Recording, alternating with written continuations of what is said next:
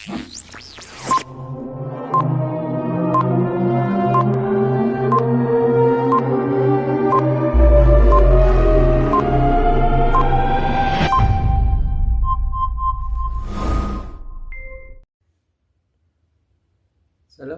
warahmatullahi wabarakatuh. Apa kabar saudaraku? Selamat datang di channel Serba-serbi Sejarah Asik Sekali. Baik, kali ini kita akan membahas mengenai kolonialisme. Tapi sebelumnya jangan lupa untuk komentar, like, and subscribe di bawah ini. Oke, baik. Pembahasan kita adalah mengenai kolonialisme. Pasti kita mengetahui apa itu kolonialisme. Kolonialisme di Indonesia itu pernah kita itu sangat lama bentuk kolonialismenya, dari masa Belanda, Portugis, Spanyol, bahkan Jepang pernah menguasai Indonesia.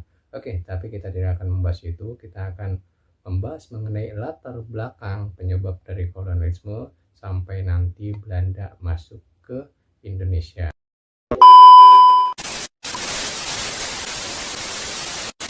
Oke, baik, kita langsung saja. Nah, bisa disaksikan di layar belakang saya.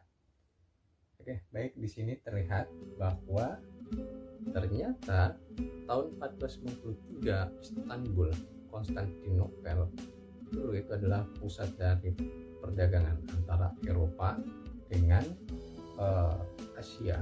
Dan ketika Konstantinopel, Istanbul itu dikuasai oleh Turki, maka para pedagang-pedagang Eropa ini mereka tidak bisa berdagang lagi nih, tidak bisa menemukan para pedagang yang dari Asia. Biasanya orang-orang Asia itu memperdagangkan barang rempah-rempah gitu ya.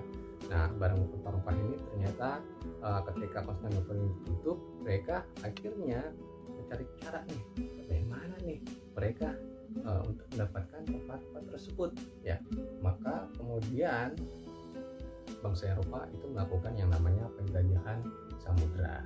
Nah, seperti yang kita ketahui bahwa banyak para penjelajah samudra dari Eropa, ada Bartholomew Dias, Alfonso d'Albuquerque, kemudian ada Christopher Columbus dan yang lainnya, Ferdinand Magellan dan yang lainnya.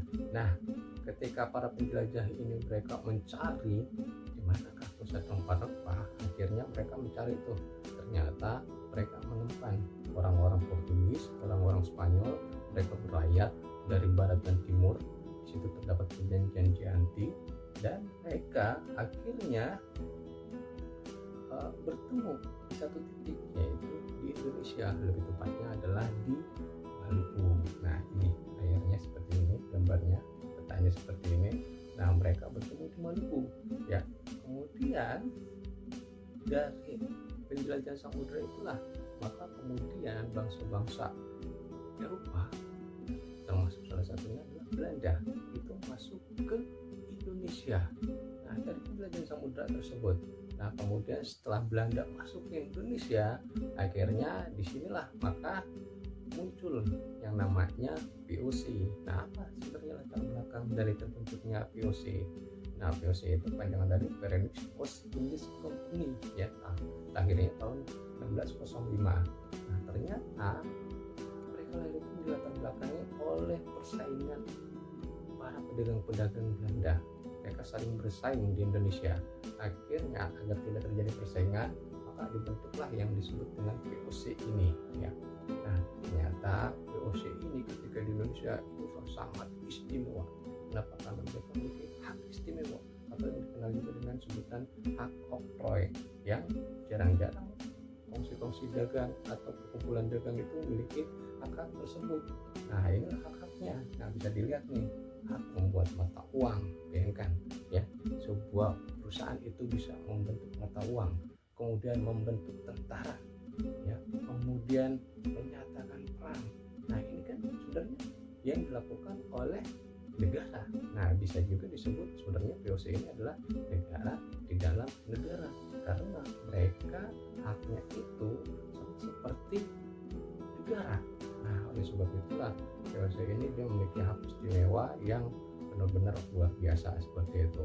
Nah, mungkin kita akan lanjut lagi untuk sekarang sekian dulu, nanti kita akan lanjut